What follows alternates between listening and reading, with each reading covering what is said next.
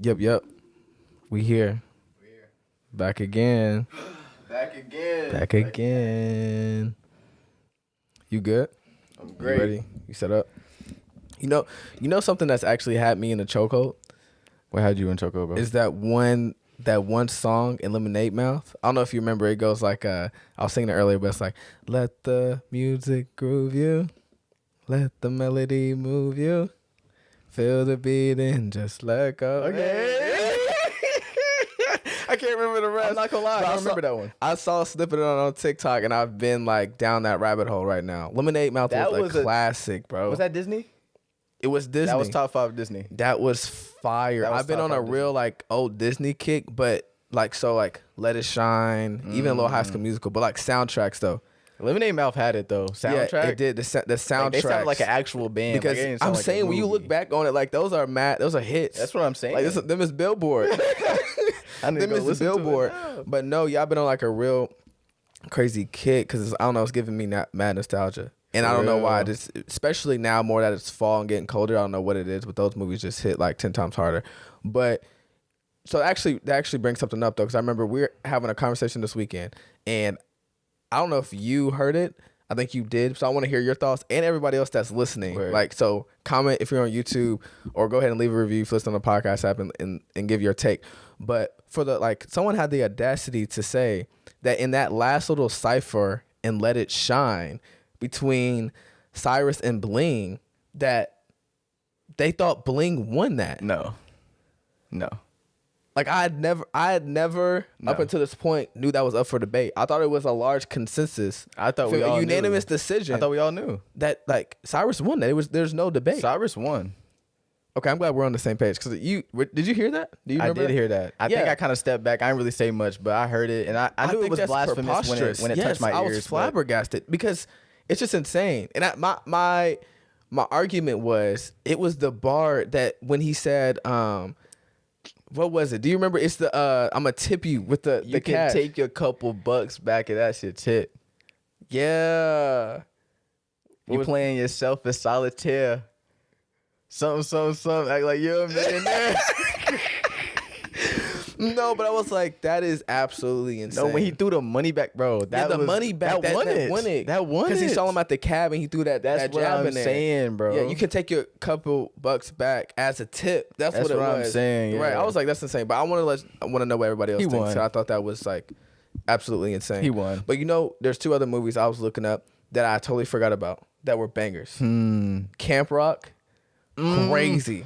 Crazy. Yo, Camp 1, 2, Rock. and 3. I think there was 3. That soundtrack on Camp Rock was I'm gonna have to go back and actually watch all tier. these. The Camp Rock, and I know you remember this one, but this is a sleeper. I totally forgot. Rags. Oh, Keke Palmer. Hard. I follow my dream. Okay. Hold on. Hey. You think they were nightmares away, they scream. Hold on, I make you believe. What do you say? Hold on. Someday. Bro, that soundtrack was tough. Yo, I forgot about that song. I forgot about that Here song. I go on my way to hit the flow. I don't know where we no more. I'm like, actually, Rags has the best soundtrack out of all the movies. Yo, that was Nick though. Rags was Nickelodeon. Oh, I'm tripping. Yeah. It was? Yeah, it really was. Okay, but I remember seeing that because I was looking up the movies and I saw that. And I'm about to go back and watch that. They don't got, well, obviously it's not on Disney Plus, but they said it was on Prime.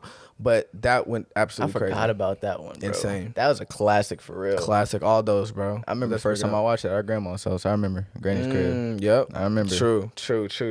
But now let's go ahead and get straight into it, bro. Let's go. Let's make sure we do the intro. So, you ready? You good? Yeah, let's get it. What's up, it's your boy D Starks. Starks the artist. You are now tuned in to the Just Different podcast, where we talk everything faith, life, and culture. We're glad to have everyone back. Hope everyone's having a blessed week and doing well. Last episode of the month of October, which is insane. I feel like this month has gone by super fast. The last couple, for real. Seriously. Well, actually, this month specifically, I feel like I was just at like October 1st. You feel that way? Yeah. I feel like this month for sure, and last month felt kind of quick for me too. But yeah. Yeah, but literally, it's crazy. There's only 2 months left in a year. Because I feel like I was planning my 2023 at the beginning of this month and never got to actually writing everything down. And now it's about to be November. It's already about to be. I haven't even wrote all of it down yet because I was trying to make my vision board. But I'm like, yo, it's already November, essentially. It's been an odd year, bro. Quick and slow. You think so? Yeah, I was telling you this. We were talking about it on live last night. I think that this year has gone by at a good pace for me, for like a really good pace. Mm-hmm. I think this felt like the reset after like 2020. Everything happened. 2022 was like everything feels. We kind of start out of survival mode a bit, just right? Living, getting out of it a little bit. That's true. Yeah, I feel that. That's the first year since. That makes a lot of 2020 sense. and The true first year since. That's what I'm saying. I like that. 21 was like recovery. 21. Fact. Yeah. Fact. That makes a lot of sense. I love that. But okay. I hope everyone's doing well. Last 2 months of the year. So I think around this time, of course, like, you know, everyone, whether like you're at work or your school, you're kind of ending the year, kind of like regrouping, trying to reset, getting ready for 2023, or like you're kind of like past that halfway point in like midterms in your semester. A lot of things probably going on and happening. And so that's kind of what we want to talk about today. It's really just like, I guess, realigning your focus in some ways, like taking deep breaths, realigning yourself, and just kind of like having those resets. Right. Because sometimes you need that time to like step back and just like, you feel what I'm saying? Like really just breathe and like kind of get your mind right. Because me and Jordan have had a lot of conversations about that lately. For sure. Coming off like just so much work and grind and success, you know, highs and lows of the year. It's kind of like sometimes you do need to take that step back. Yeah. And so today this is going to be like an extension of a lot of conversations that we had this past weekend with a few people. And essentially, we were in Nashville, and how this all started was we were in Nashville with a few friends, and their mom is a teacher and minister. And so it was Saturday morning, and we decided to have like a little Bible study before we started our day, essentially. And, you know, first we have a mental health check-in. Everyone kind of just like, you know, explains where they've been at, like mentally, spiritually, and all that. And then we kind of get into the Bible study. And the first question she asked me and Jordan is, what is your purpose? Or rather, like, what do you believe like you're meant to do, or like what your purpose is? And I don't know. At first, I didn't know if it was a trick question. I was kind of like, I hesitated for a moment. I asked her like specifically. She's like, yeah, like what do you, just generally speaking, what do you believe your purpose is? And I basically kind of explained, you know, from things I've been just being affirmed in this past year that, you know, I believe that I'm supposed to be a minister, a teacher of the word in some capacity, being a speaker, communicator, things along those lines. And then Jordan gives his answer, which was more along the lines of just, you know, still figuring it out day by day, having kind of like hints of it may be this or maybe that, but still overall trying to like really figure out and solidify what that is. And then, of course, she answers and she flips the script on us. And she's like, well, we all only have one purpose. And that's ultimately to glorify God and make disciples of all nations. And that's something that we see, of course, in Genesis, which is the reason all mankind and creation was made. Yeah. And it is to subdue the earth with God's name and to have dominion over the land. So essentially, our one call for each and every individual that is on this earth is to make him known across the world. Yeah. Right? Across the globe in every sector and every industry. And then she goes on to really explain that, you know, we all have that general call, but then we also have a specific call, which essentially is how we walk that out individually through the gifts that God has given us. Yep. Right. So we have the general call of making him known across the world, making disciples of all nations, and having dominion. But how we do that is going to manifest through our gifts. So obviously, for example, some may do that through music. Some may do that through entrepreneurship, ministry, dance, photography, videography, et cetera, right? Things along those lines. And then we kind of like started talking about this process of purpose and just on the journey of like really trying to find who you are, what God wants you to do, and how sometimes we can get so caught up in the specific. Yeah. Right. So the day to day of trying to figure out, oh, wow, like, what is my assignment? What does God want me to do? What is my purpose? Right. Whether that be with like getting lost in like our work. Yeah. Right. Or our education, our studies, or just like different relationships or whatever. We can get so caught up in the day to day that we neglect or lose sight of the general purpose. which is essentially make his name known and glorify him in every way. Exactly. And ultimately, whenever you lose sight of the general purpose, everything else in your life will be off balance. Exactly. And so that was really powerful and a reminder that like I needed, in the sense that, you know, like I said, there's a lot of things, particularly like when you go through a whole year, that is thrown at you, that you have your mind on, you focus on, may idolize, right? Put on the forefront, put on the throne of your heart or your life, and you completely lose sight of the main thing. The main thing. Which is to glorify him. And so for me, it related so much because I'm like, you know, I'm getting goals. Like I said earlier, I'm getting goals together for like 2023, right? I'm like, yo, like I want to do these numbers. I want to hit these charts, right? I'm trying to like get this person on X, Y, and Z, but where's purpose in that? Right? I'm getting myself ready for, next semester, right? Oh yeah, I want Dean's List. I want these classes, whatever, but where's purpose in that? Right? Oh yeah, I can't wait till next year, but I'm gonna get this promotion. I'm like, oh yeah, get this job raise, get in that department. But where's purpose in that? And not that chasing these things or having goals or being ambitious is inherently wrong, but we can't do that outside of keeping that general purpose in our mind of making sure we're glorifying him in everything. Exactly. And so that was big for me because I'm like looking for direction. I'm like, yo, what's the next step and what I need to do, and the evolution of maybe even the podcast and where God wants me, right?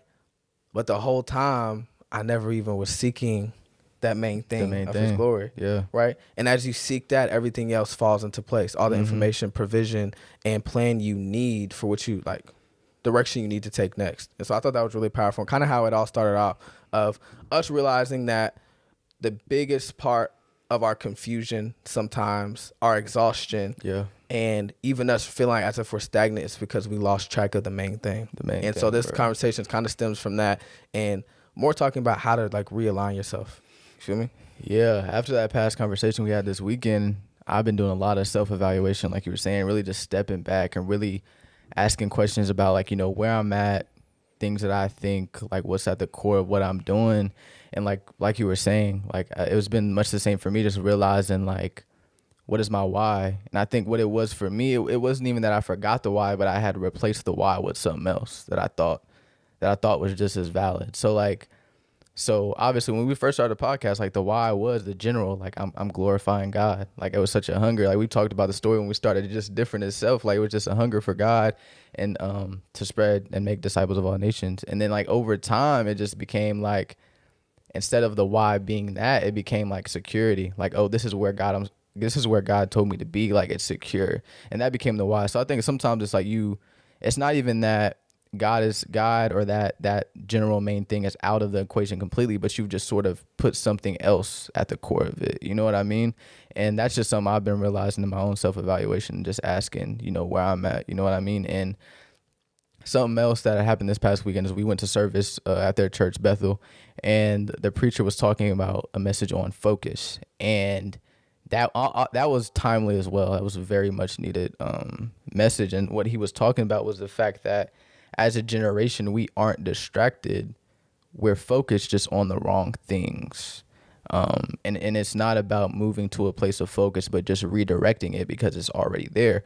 So bringing that back to this conversation and bringing that back to my life and applying that to my life, it was like, okay, I have a focus, right? My focus is somewhere. It's not about, you know, creating this focus or bringing it somewhere. No, the focus is there. It's just about redirecting it, because I felt like I was in such a place after that conversation, like, okay, like what now? Like now I have to get all focused again, and I have to, you know what I'm saying? Like create this determination again. No, the determination, the focus, the discipline, it's just elsewhere. You have to figure out where it is and bring it back to the main thing. And I thought that was really fire, that the point about focus and how the focus is there. It's just about finding it. Right. And sometimes we can get caught up in that and use that as a handicap for ourselves sometimes, especially, you know, people always talk about like this short attention span, rather that like we may have as a generation or just generally right now in the culture.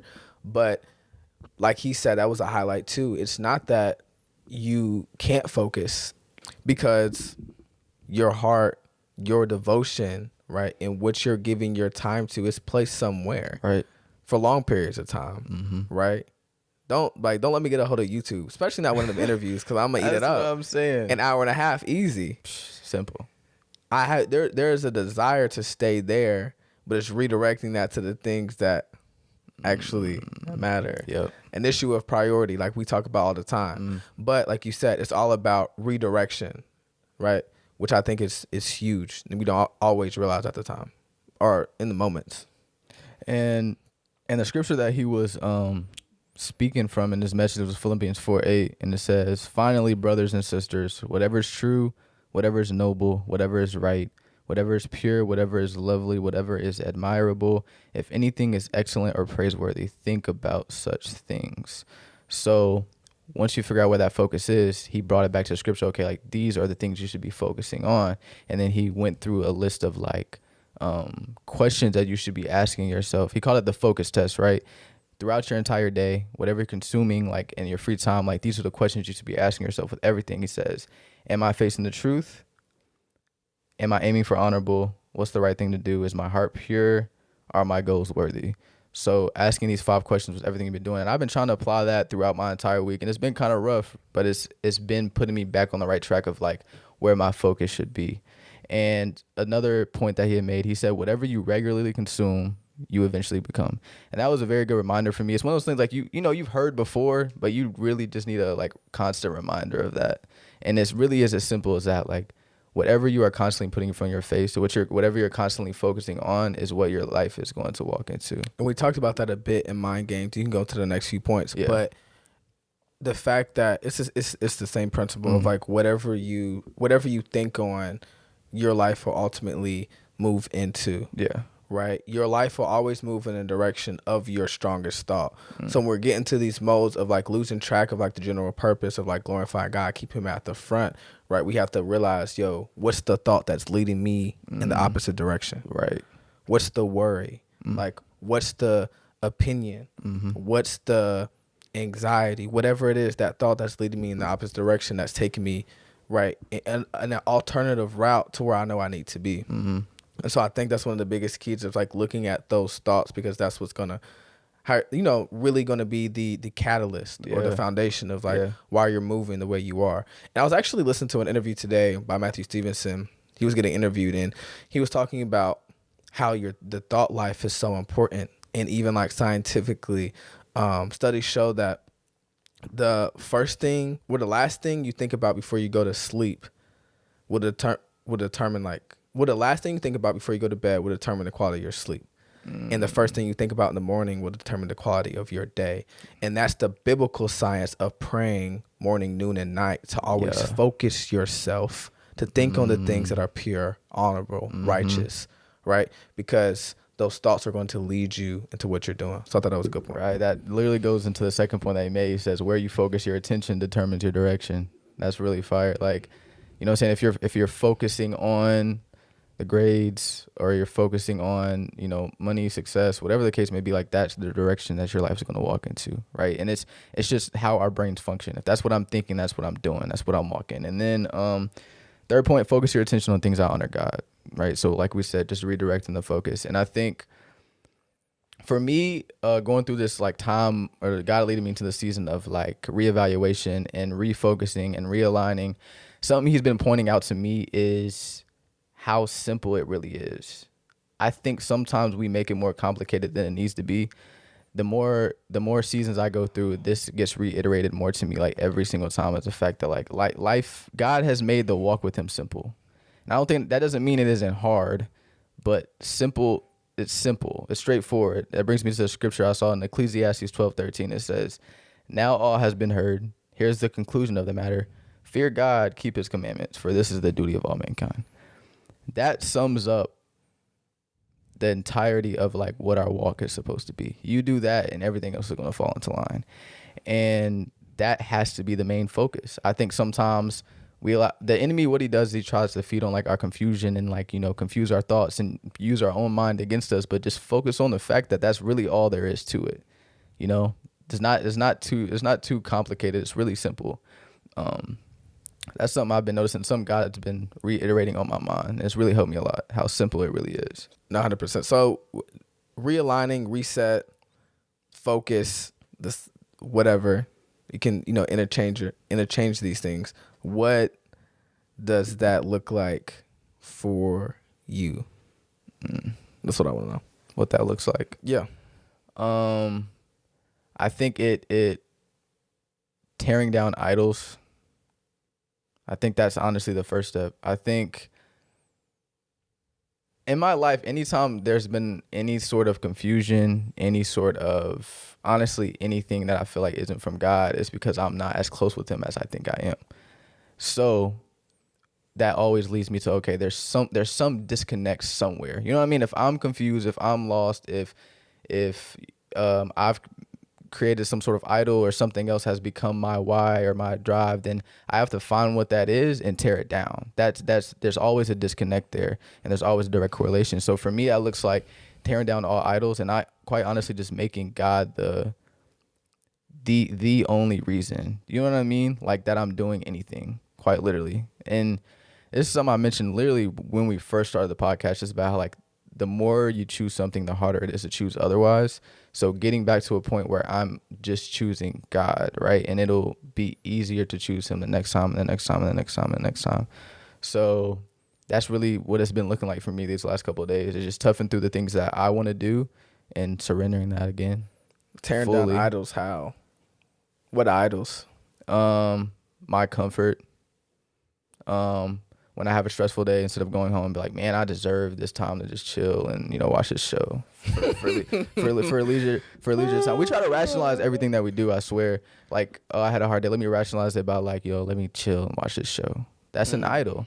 I had a hard day. Why am I running to this show? You know what I mean? Why am I running to this friend that ain't even really giving me good advice?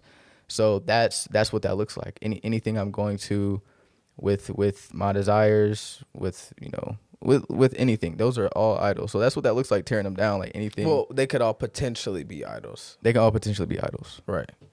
But in my case, I'm talking about tearing them down. Tearing them down. Yeah. Something that's been highlighted to me.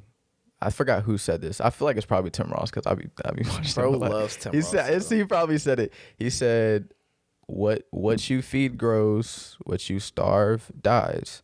So how you tear it down is not giving it the time of day. So if I have, that's literally it. Like what you feed grows, what you starve dies. So tearing it down looks like, okay, if it became an idol by me giving it so much time, then starving it of the time I was giving it, and then it dies.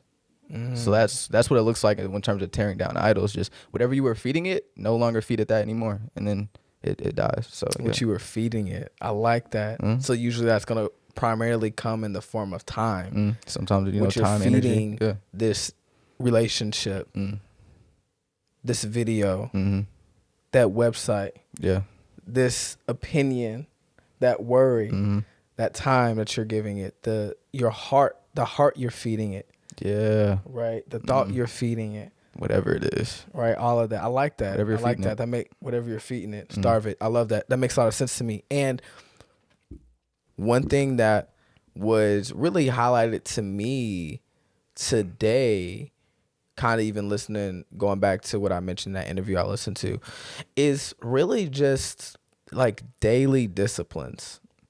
And someone told me this, it was our pastor actually, that told me this when I was not extremely young, but I want to say about 2-3 years ago, when I had asked him different advice on what he's learned in ministry and things he wanted to like really just like impart or give to me. And one of the things was I kind of overlooked, he's like, start developing these daily disciplines now, your non-negotiables, so that as you get older, like these are already established things in your regimen, in your routine, right? The more you make a choice, the harder to do otherwise. So if you start it younger, right, now at the beginning of the year when you're 18 or et cetera, right? These things are going to be now a part of your identity, who you are, your regular measurement. And so for me, realignment, resetting, taking that step back is making more time for like these daily disciplines, right? Because actually it was crazy. I was just having this conversation with somebody about non-negotiables, right? And we were talking about relationships essentially. And I'd asked them like, yo, like what are your non-negotiables in your relationships? Like in someone that you're looking for, like a partner or whatever, right? And we all have different answers to that. But now that I'm thinking about it, it's like we should take that same approach to like our everyday life. Like what are the non-negotiables for your day? Yeah. Right? Like, okay, I have to, before I go to work, before I get to school, even if it's 5 minutes, Yeah. right? 3, 1, like 10, whatever, I have to make sure that I'm worshiping. I have to. Right? Like, or I'm praying, right? I take time to actually then like meditate and listen and hear from God before that day starts, and or get into my word. Yeah. And or I'll watch 5 minutes of this sermon, jot notes down on this, journal, right? Exercise, whatever it is, right? These things that are pure and noble, that add to our relationship with God and us serving him and deepening that bond, making those like non-negotiables within what our life looks like, right? And these habits then become a part of just our character and allow us to like get that reset. Then also not having to get to a place where we have to do it often or as much in terms of like reset and getting off balance because I'm already in tune. Exactly. I'm not off kilter because this is something I'm already doing very much consistently. So daily disciplines, non-negotiables have been huge that I've been thinking about even today that I thought was good because that just came to my mind. I like the non-negotiables because I mean if there's this girl that don't got the non-negotiables, I'm quick to shut that down. You know what I'm saying? I don't want that. But when it comes to my day, I'm really lenient with it. So it's just changing the mindset on it. I like that. I was actually reading this book, and it just goes along with like the point about habits. And I thought this was really crazy. It's a crazy statistic. It was this study that Duke did that suggested that more than 40% of the actions you take on a daily basis are a product of habit and not choice.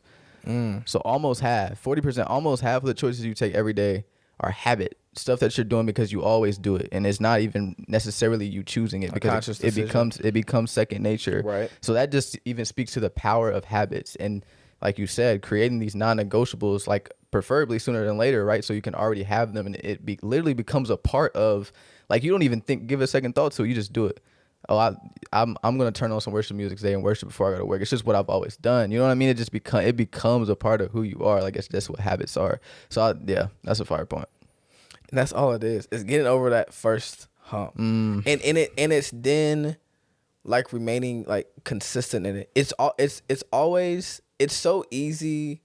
Dang, how do I always used to say? Help me out. It's like it's very like it's so easy to like get out of like a habit. Like after you do something for a while, you know what I'm saying? Or what am I trying to say? I know what you're trying to say. I don't know how to word it. Like it's easy to get out of a habit, but it's harder to get back into it. Is that what you're trying to say? Basically, essentially, yeah.